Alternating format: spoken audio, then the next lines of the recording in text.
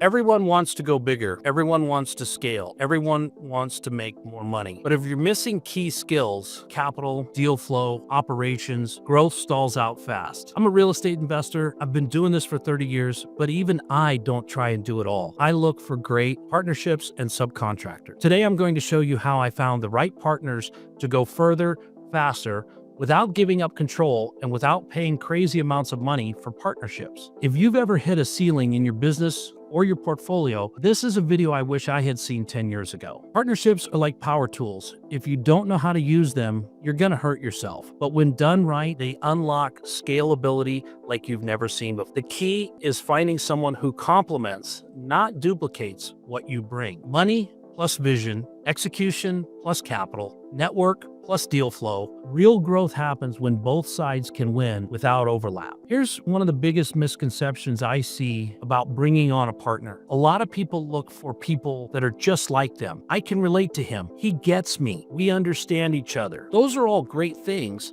but what do they have that you don't? We've all heard the phrase, too many cooks in the kitchen, and this can be a real problem in partnerships. In fact, watch one of my earlier videos, you can see where I describe exactly that problem, where I had a partner did a lot of the same things I did, and when it came push to shove, well, I wound up walking away and it wasn't pretty. But when you've got somebody that has a real handle on something you don't, somebody that has a knack for raising capital, when you have a knack for finding deals, those are fantastic partnerships. But you have to make sure that you're in alignment and you're not stepping on each other's toes. How would you know what you're missing? And what do you need to look for in a partner is a pretty simple question to ask. Because I think right before you fall asleep every night, you have a to-do list of things that you have to get done tomorrow. The first things you mention are usually the things that you like to do, that you're good at, that are not going to cause you problem. Then there's the second list. This is the one that causes the sinking feeling in the pit of your stomach, where you don't know how you're going to get it done. You are stressed out by it. And typically you wind up just pushing it off and delaying doing it because you lack the ability to be confident in the execution. That second part of the list, that's who you're looking for in a partner.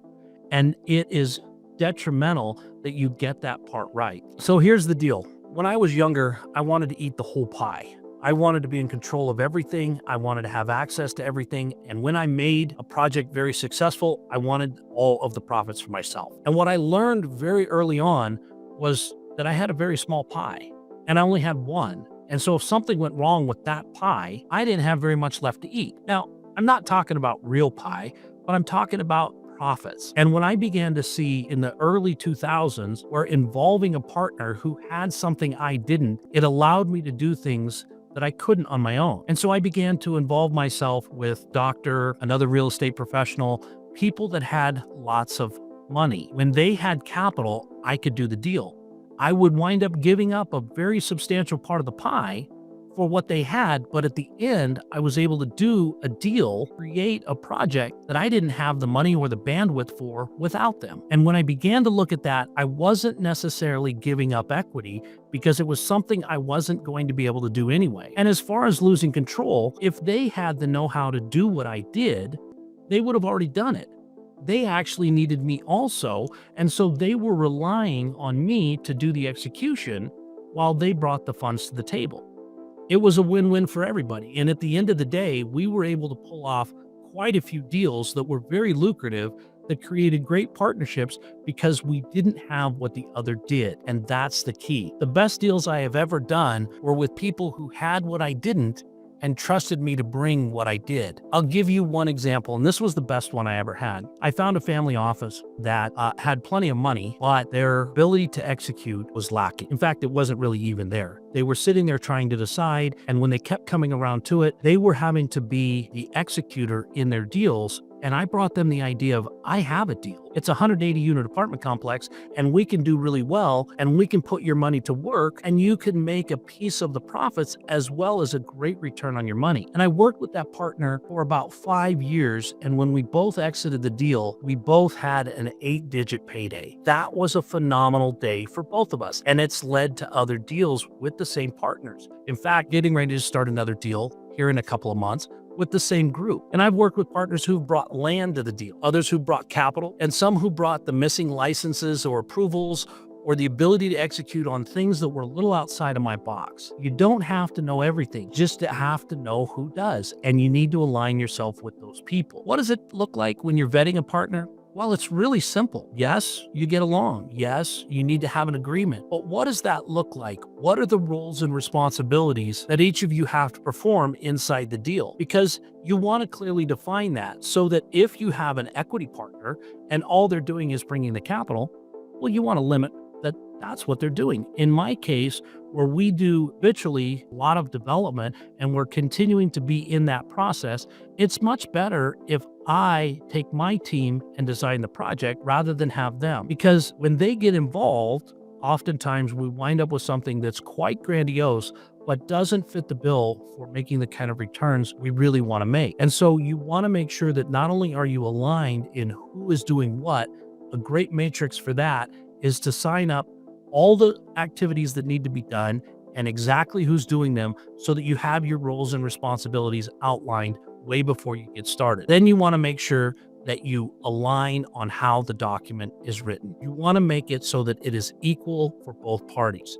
You want to make it fairly easy to unravel, and you want to make it so that it's not unraveled unfairly and something is taken away from either side. Because you have to make sure that once you've signed that paperwork, not only are you protected, but so are they, and there's a feeling of trust and mutual relationship there. I've done bad deals with great partners and mediocre documents that have come out very, very good, and I've done great deals with bad partners and great documents that always wind up in a lawsuit. And you never want the latter. You don't want to have to go to court because it's a very painful, expensive process that never gets you what you think it should. Nothing is ever black and white. And here's the other thing. If you're going to go through the effort of putting together a partnership, you're going to want long-term velocity, not just a one-time deal, a one-time spark, one-time execution, because you've already done all the hard work to create the alignment, the vision, the risk appetite, establish your communications. Why not build on that? Why not find something that is going to be a long-term relationship so you're not expending all that energy up front to get them to the table, get the deal signed, only to have it be a one-time deal. If you won't build with them during a downturn, don't start working with them on an upswing, because if you're not properly aligned, you're going to find yourself in the middle of a downturn with the wrong partner, and that's never going to wind up ending well. So when you're looking for a long-term partner, you want to make sure that it's someone that doesn't just think about this one deal and then I'm done. You're going to want to find somebody that's looking to grow for the same time period or for a very similar time period as what you want to. You don't want to just be one and done. You want to be something that once this project is successfully underway and or near completion, we've got the ability, the trust, and the know-how to step into something else. And so if you're the equity, you want to find a partner that has multiple deals available. Doesn't mean you have to start them all, but you're looking for somebody that once you've deployed, you've learned everything you need to know about each other, the partnership works well, you're in a position to deploy multiple times again with them in the future. If you're the partner that's doing the majority of the work, you're going to want to make sure that you are able to bring this partner multiple projects and have them be willing to do the same process over and over again.